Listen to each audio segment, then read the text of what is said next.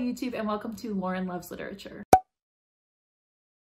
My camera died and I'm not willing to wait longer to make it charge, so we're just gonna record this on my phone. So in the month of January, I read 11 books and I am just so blown away by that number. I cannot believe I read 11 books and I'm gonna talk about them with you today. So the first book I have is Punk 57 by Penelope Douglas. This is a friends to enemies to lovers to enemies to lovers to enemies to lovers book that follows our main characters Misha and Ryan. Misha is a misunderstood, tattooed, banned bad boy, and Ryan is a popular cheerleader mean girl, and they have been pen pals since 5th grade, and we now see them in their senior year of high school. Misha comes to town for some reason and actually meets Ryan without Ryan realizing it's Misha, and Misha gets to see who she really is and has to decide if he wants to be with this actual Ryan, not the girl in his letters. I gave this book 2 stars. I really only liked it for the smut. That was pretty steamy because it was like an enemies kind of smut.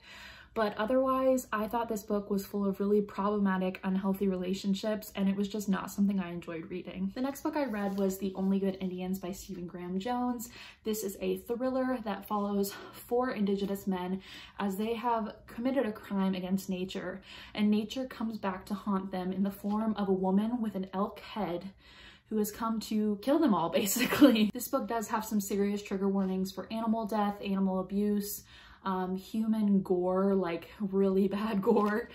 So if any of those things are gonna bother you, I would not recommend reading this book. I gave this book 3 stars. It was good, it just didn't really blow me out of the water, and I just found some of it to be a little bit too gory for my taste. So I haven't talked about it on my channel yet, but I decided to start a mental health book club that is called the Beautiful Brains Book Club. You can follow us on Twitter. So for our January pick, we decided to read Transcendent Kingdom by Yaa Gyasi. This book follows our main character Gifty as she is a neuroscience major and is studying rats or mice to understand addiction. Gifty has lost her brother to addiction, so trigger warnings for overdose and addiction, negligence of a parent, depression in a parent. All those are the trigger warnings for this book, along with racism. But this book really is about grief and loss and coming to terms with what has happened to you in your lifetime as Gifty is dealing with the loss of her brother and trying to scientifically find out why this has happened. I gave this book 3 stars. The reason being I thought it was a really great book, but I just thought there was too much scientific language that I just did not understand. So the next book I read was Dear Ava by Ilsa Madden Mills. This is a new adult romance that follows our main character Ava and Knox. Ava, at the beginning of the book, is sexually assaulted at a frat party, so trigger warning for sexual assault. And basically the whole book is her trying to figure out who has done this to her because she was not conscious. So Knox is the head of the Sharks, which is the jocks at their school, and he is the untouchable bad boy who happens to have a soft spot for Ava. When these two are seemingly hating each other, they are paired up for a school project. My favorite. They have to figure out how they're going to work through their differences. Let me say, the sex scenes in this book, chef's kiss. Except for one time, there's a part where somebody's getting head and they're told they taste like destiny. And I just can't get past that. Like, I don't. Like, how does your coochie taste like destiny? I don't understand.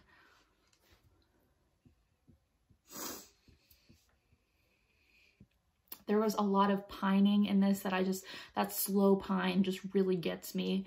There is a dual epilogue, so the 2 separate epilogues followed 2 different time periods as the story has passed, and it just all worked so well for me, and I really, really enjoyed it. If you couldn't tell, I gave it 5 stars. Next, I read Watch Over Me by Nina LaCour. I picked this up because of Books and Lala. This book follows our main character Mila as she is aging out of the foster care system, and she is offered an internship at a farm where this family has adopted a ton of foster kids, and basically they need somebody to teach the youngest children.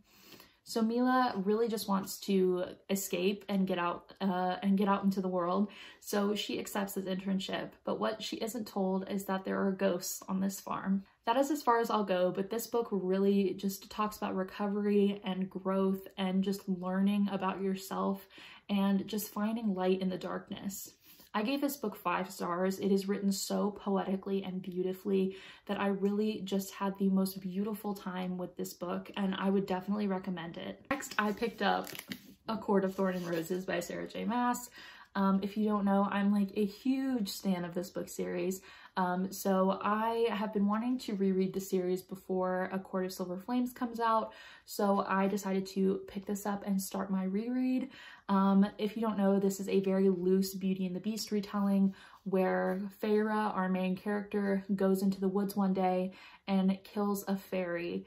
And these are not the little winged creature fairies. These are giant beasts, and she kills one, and she doesn't know it is a fairy at the time, but the price for killing a fairy is a life for a life, and so she has to give up her life to the fairy, to the fae, in order to repay for what she has done. This book is so just, especially because I've read the rest of the series, like so much of this book connects obviously to the rest in a way that is hard to explain without spoiling, but I absolutely love this series. If you were looking for a wild time and some fun characters, I would definitely recommend picking up A Court of Thorns and Roses. Next, I read Birthday Girl by Penelope Douglas.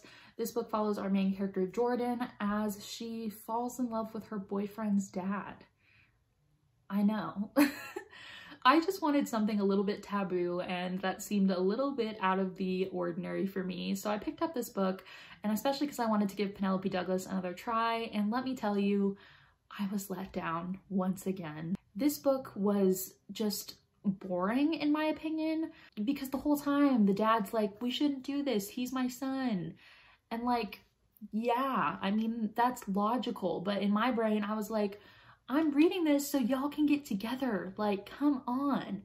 So, I mean, I guess to the logical brain, this book could have been good, but for somebody who was really just there for smut, I was pretty disappointed. I gave this book 2 stars, but it really should have been a 1 star. I think my problem with Penelope Douglas is I feel like 90% of her books are like slow, just nothing happening, and then the last 10% is like full of smut and good times, but it's like, why do I have to read 90% and like push through to get to the 10%, you know? Next, I asked for some Black romance on Twitter, and I was recommended Go Deep by Rilzy Adams.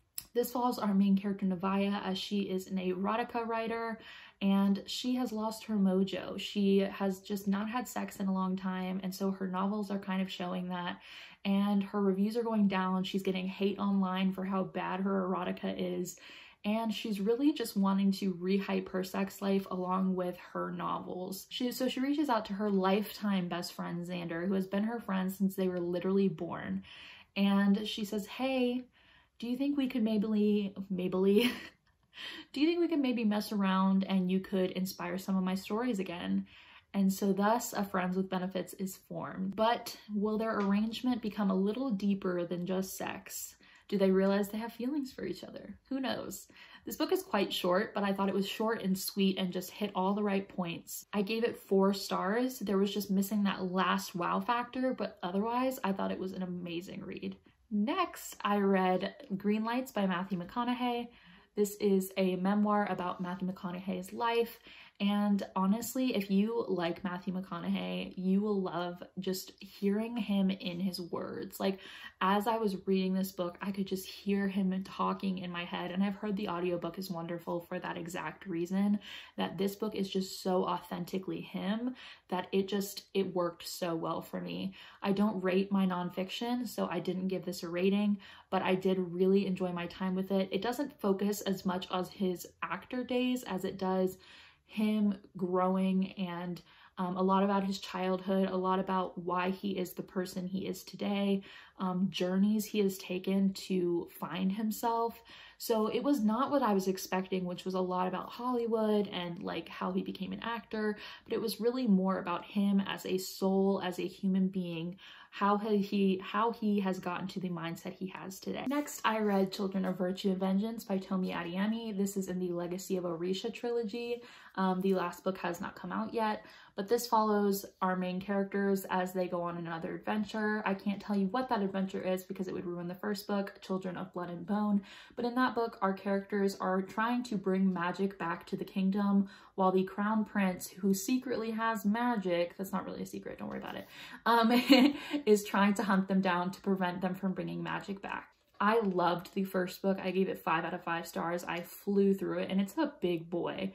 But this book just fell flat for me. I'm not really good with politics in, like, a lot of politics in books, and I feel like this one was just a lot of politics and strategy, and it just didn't entertain me. It didn't make me feel anything for the characters. If anything, I got really annoyed with most of the characters.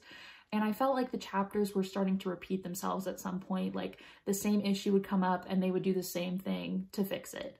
And it just didn't work for me. I gave this 2 stars. I did enjoy some parts of it, which is why I got 2 stars, but overall, it just was not my favorite. I will be continuing on with the series because I do care for the series, but this book just really let me down. And finally, I have The Invisible Life of Addie LaRue by V.E. Schwab. This follows our main character, Addie LaRue, who made a deal with the devil to live forever, except the catch is nobody will remember her. So if she leaves a room or if somebody turns their back to her, the minute they see her again, they won't remember who she is, which creates for a very interesting life as Addie lives through the 1700s up to now. So she sees all these big world events, but nobody ever remembers her. This book was a really good examination of what it means to be human, what it means to be remembered, why we're so obsessed with being remembered. So the green tabs are for beautiful writing and the blue tabs are for being sad. So most of this book was being sad and beautiful writing. And that's pretty much how I would describe Addie LaRue, as just a beautiful, sad story. I really enjoyed my time with this book. I gave it a 4 out of 5 stars. It did feel like it went on forever at some points, which is why I docked off a star, was because there was points where I really was just done with this book. But overall, it was such a good experience and I really enjoyed my time with it. So that is it for my January wrap up. Thank you guys so much for watching. I am co-hosting a readathon in February for Valentine's Day. It is the Valentine's-a-thon. If you have not checked out my announcement video for it, I will link it down below in the description so you can go check it out. The links to the Beautiful Brains Book Club Twitter and the Valentine's-a-thon Twitter will also be in my description, so please go follow both of those. Make sure to follow me on all my social medias, hit subscribe if you have not, give this video a thumbs up, and I will talk to you guys again soon.